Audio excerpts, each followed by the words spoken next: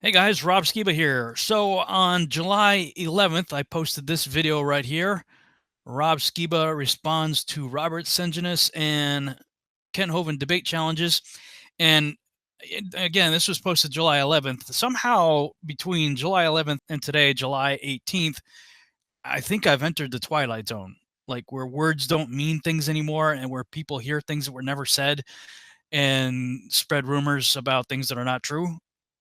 Because I have been hearing, and you're going to hear in a minute that even Kent Hovind says it, that I allegedly declined the debate challenge. I don't know how you could watch this video and come to that conclusion. For instance, here's just a little clip from the end of that video. I'll take the winner, and the topics that you see on the screen is the only thing I'm willing to discuss with either one of you. So whoever's the winner, that's what I'm agreeing to debate. I'll play it one more time. I'll slow it down so everybody can, be sure that you hear it and keep up with the rest of the class. I'll take the winner. Okay, so I clearly said I'll take the winner of a debate between Kent Hovind and Robert Sungenis. And the reason I said this was, well, there's a couple of reasons. First of all, I didn't want to get into any debates with anybody. I've said what I said. I don't feel like I need to say anything more. I mean, I don't really see the point. His audience is already convinced. My audience is already convinced. Both of us have stuff on the internet. What's the point?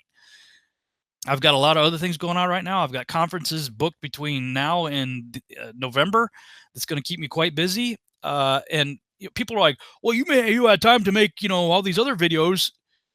What do you mean you don't have time to debate these people?" Well, you don't go into a debate just jumping in without preparing. That's the part that I don't have time for.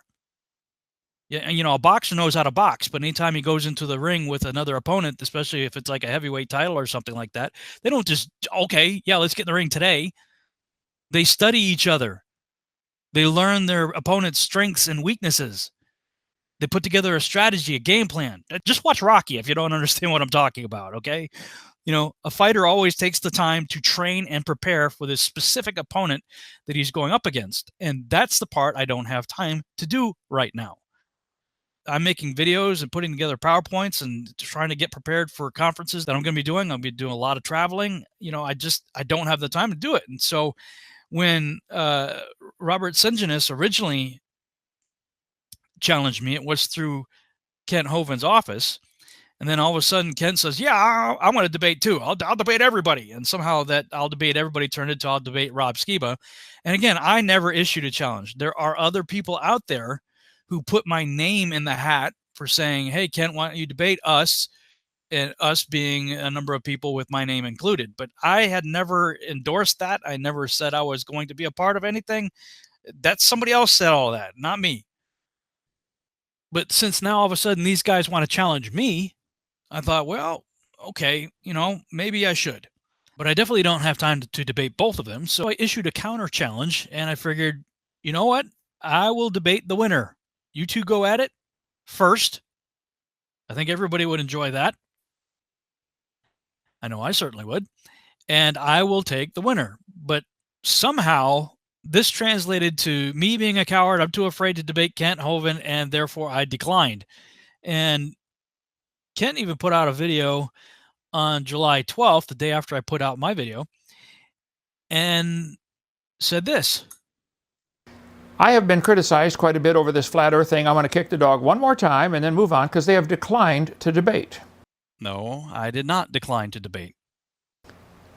He says, I'll debate any of them, but he says he's moving on to other topics now because he's already explained that one and covered it. It's done. I think what he's starting his new TV series about the Nephilim. Oh, about the Nephilim? That's okay. Yeah, so he wants to focus Great. on that. Anyway, so it appears to me that maybe he just watched the beginning of it when I was reading the letter that I sent to his office back in June. And that's as far as he got. I don't know. I mean, I did say in that email, look, I got a lot of things going on. I'm working on this TV series. I'm busy. I did say that, but at the end of that, and this was in reference to not debating Kent, but to debating Robert Sungenis, I said, look, I'm going to pray about it, which I did. But I don't know. If you kept watching the video, I clearly neither in the email that I was reading nor anywhere in the video did I decline to debate Kent Hovind. I issued a counter challenge and requested that both Kent Hovind and Robert Sungenis respond back to me by the 1st of August as to whether or not they would be willing to do the counter challenge. And here it is a week later, and I still haven't heard anything from Kent. Now, Robert responded almost immediately. I mean, less than 24 hours later, 8 o'clock in the morning on the 12th, I got this letter from Robert Sungenis saying, "Dear Rob, I would be happy to debate Kent Hovind on geocentrism and have you debate the winner of that debate. Since you suggested this path, perhaps you would be willing to contact Kent and see if he is interested in a debate on geocentrism. The last time we checked a couple of years ago, he wasn't interested." And he talks about copying somebody else on this. And then he says, "If Kent declines, I would be willing to debate you on the flat earth whenever your schedule will allow, including waiting until after November, as you suggested elsewhere. Sincerely, Robert Sungenis." So again, I did not decline anything. I issued a counter challenge. Dr. Sungenis responded, he's willing. Kent, the ball is in your court. Will you or will you not debate Robert Sungenis first? It's half of the challenge that you're asking for. You want to know, is the earth spinning? Well, he says it's not. So you said you're willing to take on everybody. Take him on. And I'll take the winner. But it's kind of funny. I was looking at one of the other videos he put up. It was actually the same day I put up my video on July 11th. And so I assume he probably didn't see the video that I put up at the time he had recorded this. But he was playing the tough guy here. He says, I suggest you read Proverbs 25:8 carefully, which means don't go to war with somebody till you've really counted the cost. If you want to have a debate with me, you better take that literally, okay? This is funny. Okay, Proverbs 25:8. Go not forth hastily to strive, lest thou know not what to do in the end thereof, when thy neighbor hath put thee to shame. Ooh. Taunting words from the champ. Talking smack, are we? All right, keep boasting, Apollo. I'm going to go into the meat locker and bust some ribs. Hey, champ. You ought to come look at this boy you're going to fight on TV. Looks like he means business. Yeah, I mean business too. Hey, Shirley, we got any more coffee out there? Oh, certainly, Mr. Creed. I'll get you some right away. After the fight, I may just retire and run for emperor.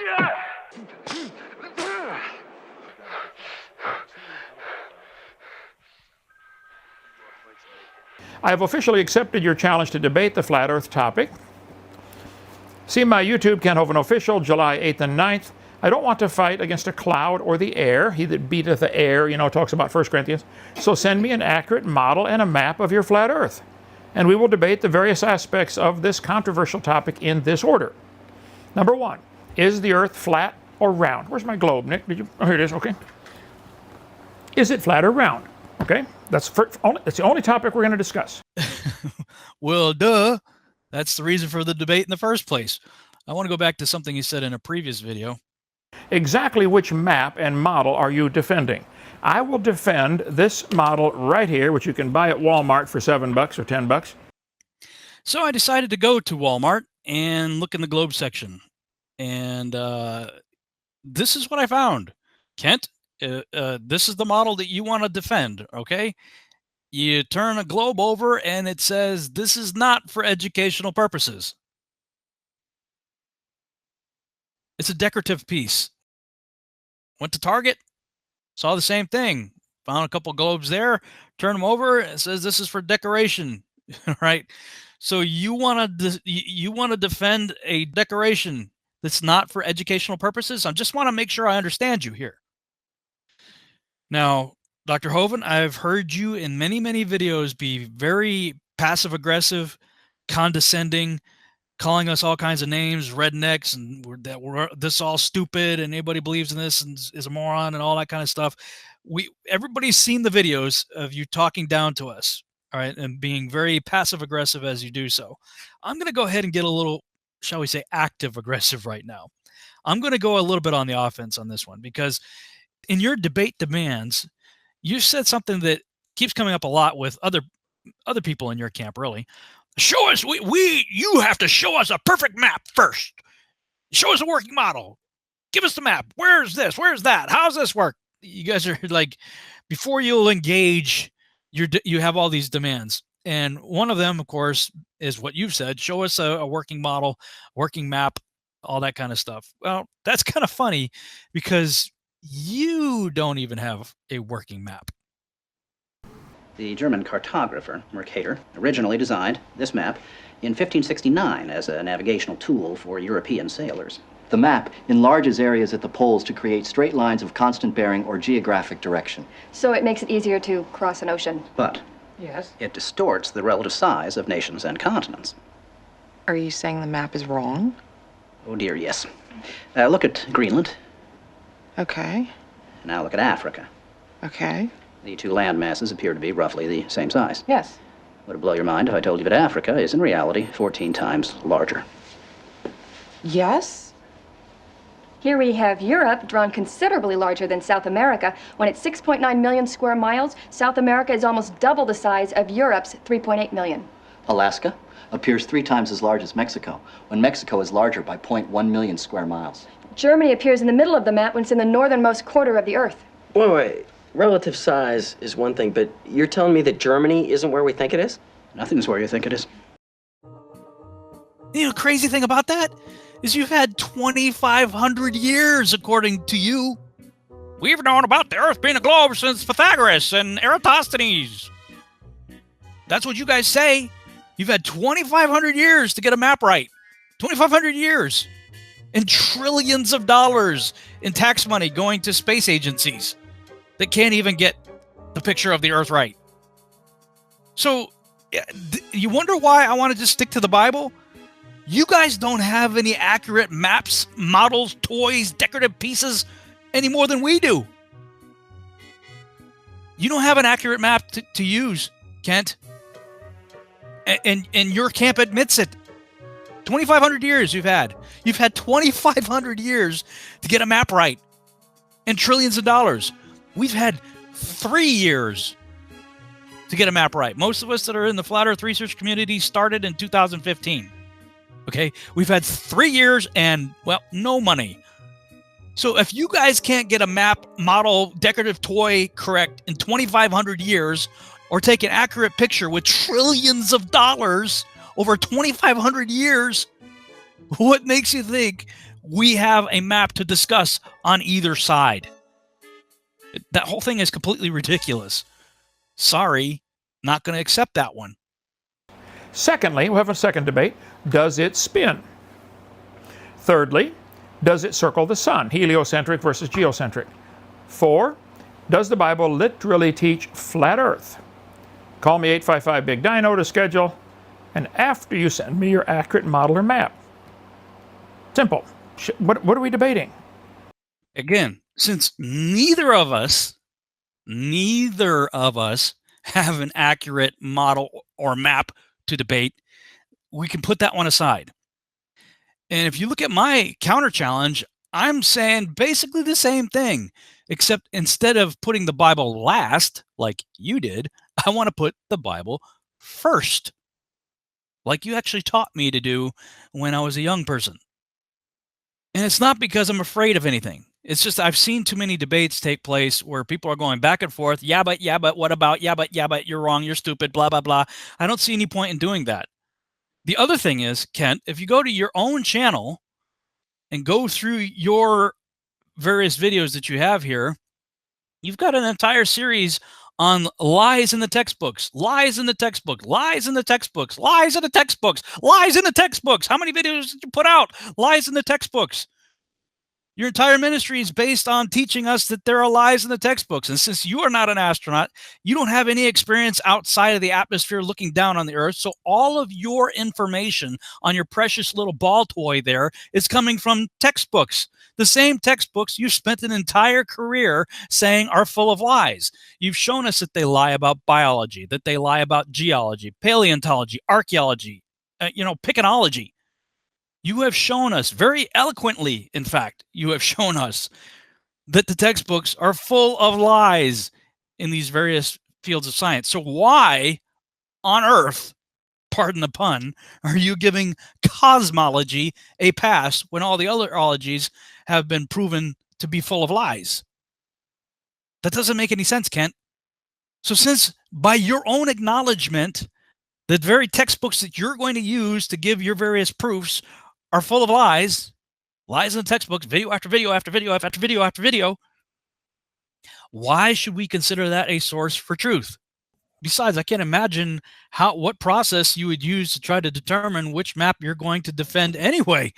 I mean, what have you guys got? Something like 200 maps, 200 different types of projections in 2,500 years? You guys have come up with 200 maps. So, I mean, which one would you be using anyway? And when it comes to any data that you might have from any kind of space agency, NASA or otherwise, the cosmology that you believe in, Kent, you're endorsing, if not the timeline or even the causality of the known universe, you're still accepting their Copernican principles, their Newtonian principles, their ideas of Einstein when it comes to the cosmos. And yet, when you listen to some of the self-proclaimed smartest people in the world discussing this very issue, this is what they have to say. Several decades ago, we found a problem so great that it was brushed under the carpet for many a decade. And this is the fact that galaxies spin too fast. We believe in the work of Isaac Newton, at least on planetary scales, but when you apply Newton's laws of motion to the galaxy spins too fast. In fact, 10 times too fast. By rights, the galaxy should fly apart. Therefore, scientists said that we have to have dark matter, a halo of matter that surrounds the galaxy and holds the galaxy together. Between 1% and 3% of the universe is all the stuff we can see, and somewhere between 99 and 97% of the universe is stuff we can't see. This dark matter that dominates our galaxy, we're virtually certain now, is made of some new type of elementary particle, different than the stuff that makes you and I up. And what have they discovered? Absolutely nothing. Zilch. What is a little bit perturbing is that after 50 years we still haven't found what the dark matter is. But on the other hand, that doesn't mean they're not there, it just means they're harder to find than we thought. We look out in the universe and 85% of all the gravity that's out there has some mysterious unknown source. We add up all the stars, the galaxies, the planets, the comets, the black holes, the dark clouds, everything out there that we can see, touch, smell, or taste. And it doesn't add up to give us the gravity that we see operating in this universe. So really we should be calling it the dark force, because we don't know if it's made of matter. It could be a profound misnomer, sending people off in thought directions that might not really be the right path. So dark matter is just simply what we call this thing about which we know nothing, responsible for 85% of the gravity of the cosmos. We've known about dark matter since the 1930s. Back then it was called missing mass. That's what it was called. Because, there's got to be some mass. Where is it? We can't find it. It's got to be here somewhere, because we got the gravity. If you have the gravity, you got to have the mass. Mass and gravity go together. It's really dark gravity. Actually, we shouldn't call it anything. We should call it Fred. Something that has no meaning, because we don't know what it is to call it. But it is the longest standing unsolved problem in modern astrophysics. Dark matter, dark energy. Everything we know about the universe, what we're made of, galaxies, stars, planets, that's all right here. So, according to this chart, we are 96% stupid. So the problem with cosmology is that we keep inventing theories, ad hoc theories, to try to explain the data, such as inflation, dark matter, dark energy, and so on, just to keep patching the theory up. There is a crisis in cosmology.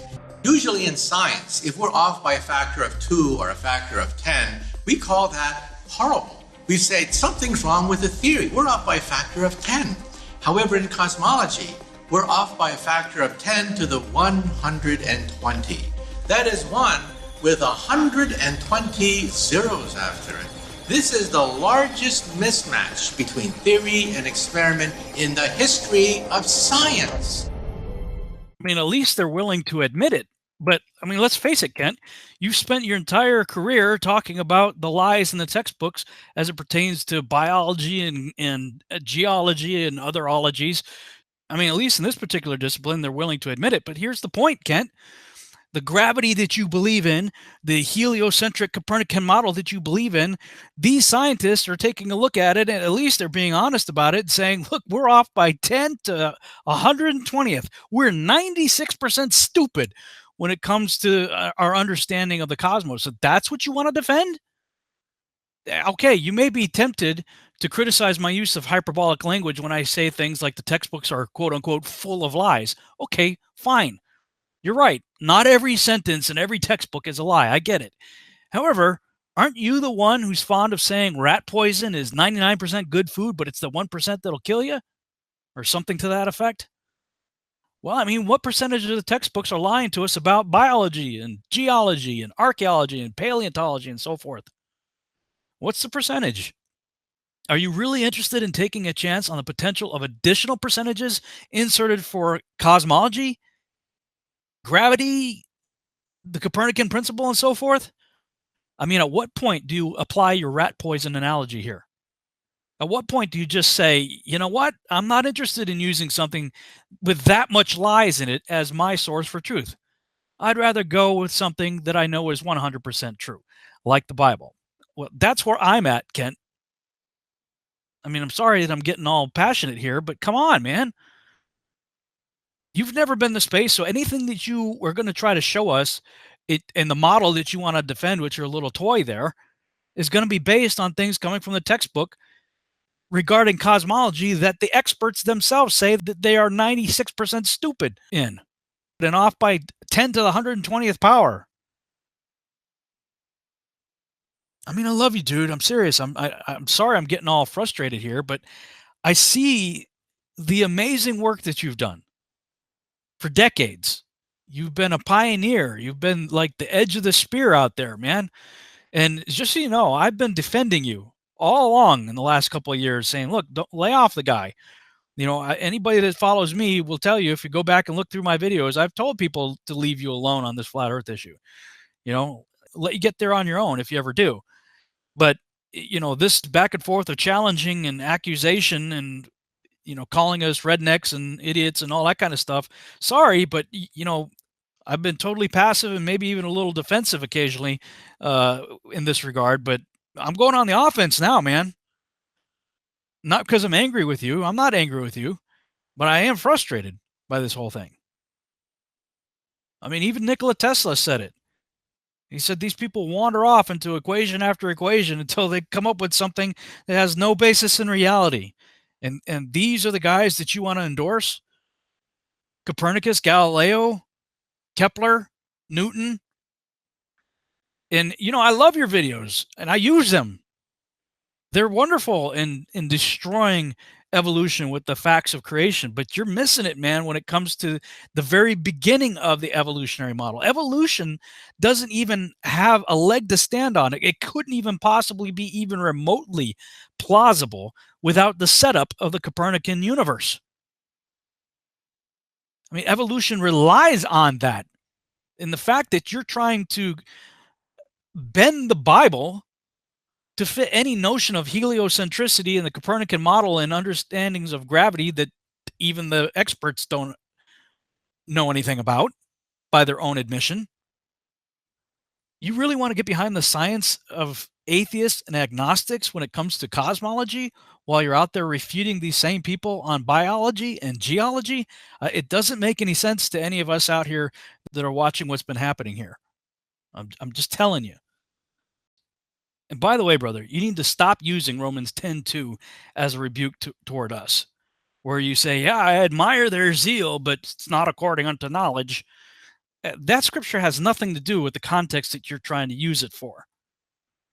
In the context here, Romans 10:1-3, brethren, my heart's desire and prayer to God for Israel is that they might be saved. For I bear them record that they have a zeal of God, but not according to knowledge. What's their problem, Kent? What are they being ignorant of? Copernicus? Newton? Kepler? Einstein? No. Verse 3, for they, being ignorant of God's righteousness and going about to establish their own righteousness, have not submitted themselves unto the righteousness of God. That's the context of Romans 10:2. So stop using it to try to say that, okay, yeah, I appreciate your zeal for the scriptures, but it's not according to knowledge of what Paul called science, falsely so called. He wrote to Timothy, 1 Timothy 6:20, O Timothy, keep that which is committed to thy trust, avoiding profane and vain babblings and oppositions of science, falsely so called. We're supposed to avoid the falsely so called science that opposes Scripture, not endorse it like you're doing. When I look at the lies in the textbook, when I look at the volume of videos that you have produced on this very topic, and I think about these scriptures, I've just come to the conclusion I'm not going to take a risk consuming any more of this rat poison. As for me and my house, it's Romans 3:4. Let God be true and every man a liar. I'm taking my marching orders from Scripture, and I'm sorry, Kent, but there is no way you can get a spinning heliocentric globular Earth floating through the ever-expanding vacuum of space out of anything in the Scriptures. To say otherwise is to prove extreme ignorance of the text and reveal an excessive amount of cognitive dissonance. You know, rat poisons endanger 10,000 children every year in the United States, according to this 2010 article. I'm done with the rat poison, bro. I'm worried about you, man. Stop chewing on it. You've shown that they're wrong with all the other stuff. But I think, at least for me, one of the most frustrating things is that you have taken to mocking us from the Bible. It's like you went to Bible Gateway or, Bible.cc or someplace like that and looked up everywhere the Bible says as or like to go on like a 10-minute rant.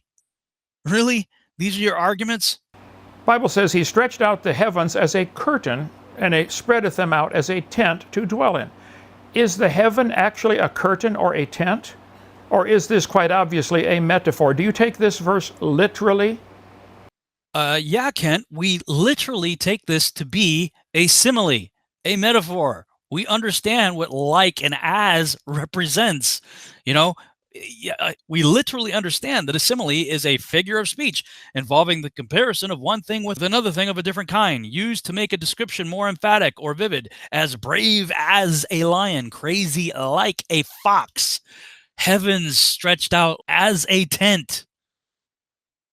When we see a figure of speech, brave as a lion, anybody that's ever seen a nature show about lions knows that a lion is very brave and very formidable. They get a picture in their mind of a ferocious lion. See, a simile describes something similar. There's a concept, huh? Simile, similar, brave as a lion. Get a picture in your mind of a lion, and you say that dude's as brave as a lion. All of a sudden, you think, man, that dude's ready for anything. Man, he's a tough guy, right? Do we have to look up metaphor too? A metaphor is a figure of speech in which a term or phrase is applied to something to which it is not literally applicable in order to suggest a resemblance, as in, a mighty fortress is our God, which I think is one of the examples that you put up in your little rant. It's something used or regarded as being used to represent something else, emblem or symbol. The point is, whether you're using a simile or metaphor, you're trying to create an image in somebody's mind of that which you are describing. Do you honestly think, Kent, that anybody hearing that the heaven is stretched out as a tent, that they had this in mind? Is this even remotely similar, Kent? No, it is not. All of the descriptions you use, you go on this long, 4 minutes or something? How long did you go on? Is God a chicken? Really? How many times are you going to use that one? But wow, if that wasn't bad enough, this is where you go completely off the rails, bro. But they keep asking, where are the verses that show the earth is a ball or goes around the sun? Where's the verse that shows it's a ball? I got to thinking about that. In Micah chapter 5. So the question is, where are the verses that show the earth is a ball or goes around the sun in the Bible? And Kent says he starts thinking about it, and then he rambles for 4 minutes and 30 seconds about the birth of Jesus and people not understanding that he was who he said he was and whatever. I mean, this whole section makes no sense at all. And then you finally get to the punchline, I guess. So, where are the verses that show the earth is round? Well, let's see. Where are the verses that show Jesus had thumbs? Where are the verses that show gravity exists? Where are the verses that show the earth has a North Pole? Where are the verses that show people are allowed to wear socks? Isn't there one that talks about a circuit? Got my sock on here, you can't see it. Got the Alabama paint job on it, the brown, you know, from the dirt around here. Where are the verses that show people will someday invent cars? The Bible doesn't talk about a lot of topics, okay? So the fact that they'll say there are no verses that show a round earth, that doesn't prove it's not round. Just like there are no verses showing Jesus had thumbs. It doesn't prove he didn't have thumbs. You're working at this from an exact backwards attitude, fellas. I mean, think about it. Okay, so the Bible doesn't prove it's flat either. We get into that if you'd like in the debate, but this first topic. After you send me a map, we're going to discuss one topic: is it flat or round? Then we'll discuss does it spin, and then we'll discuss does it go around the sun. I think we can take them on one at a time and bite those off. But the Bible doesn't talk about many topics. Yeah, that's where you're wrong, Kent. The Bible does actually describe in quite a bit of detail and well over 200 verses descriptions about this world. And you're right. It doesn't say anywhere that it's round, spherical, or spinning, orbiting, going around the sun, or anything like that. It doesn't. And I think you know that. And that's why I predict you're going to decline to debate Robert Sungenis. Because, again, when you were asked 5 times to show us from the Bible that the Earth is in a heliocentric model, you gave a similar response. Here it is, the 5th time this gentleman asked you the question. Mr. Kent Hovind, I love you. I know. But I'm right. You still haven't given me one verse on the heliocentricity. I don't have one verse that teaches heliocentricity. I don't have one verse that teaches there are 9 planets either. There are 9 if you count Pluto. I don't have one verse that teaches computers. The Bible doesn't deal with the topic. Yes, it does deal with the topic, Kent, in many, many places.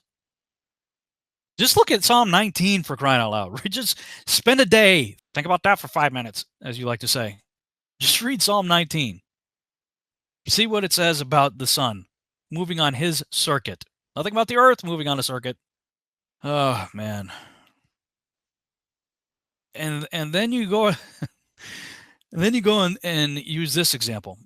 One of the things they use about the flat earth, and I'm going to kick this and go on back to my amoeba story here. The devil taketh him up into an exceeding high mountain, and showeth him all the kingdoms of the world and the glory of them. So their argument is, see, you can see the whole world from this mountain. Okay, where is it? I would like to go stand on that mountain and see all the kingdoms. I got a better idea.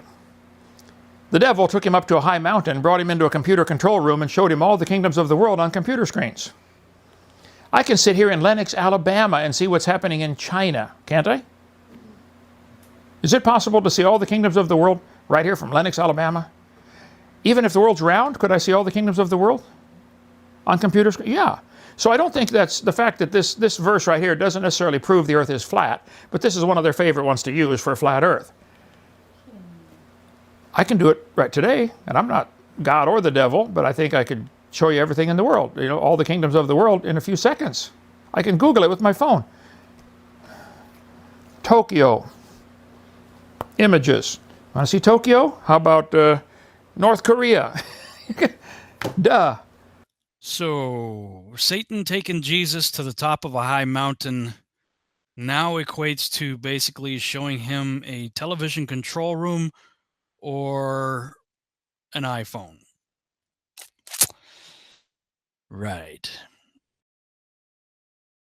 All right, in closing, no, I did not decline to debate you. No, I am not afraid of you in any way, shape, or form. And I would simply ask that you please send me a response, yes or no. That's all I want, yes or no, as to whether or not you are willing to debate Dr. Robert Sungenis on the issue of heliocentricity versus geocentricity from the Bible. Are you willing to debate him? Yes or no? Send your reply to rob@testingtheglobe.com. If you respond yes, then we'll figure out the time to do it. And whether you want to do it on my channel or someplace else, that's fine. And I will take the winner. If you do not respond by August 1st, well, then Dr. Sungenis wins by default, and everybody will know that you didn't have the guts to debate him. All right? Ball's in your court.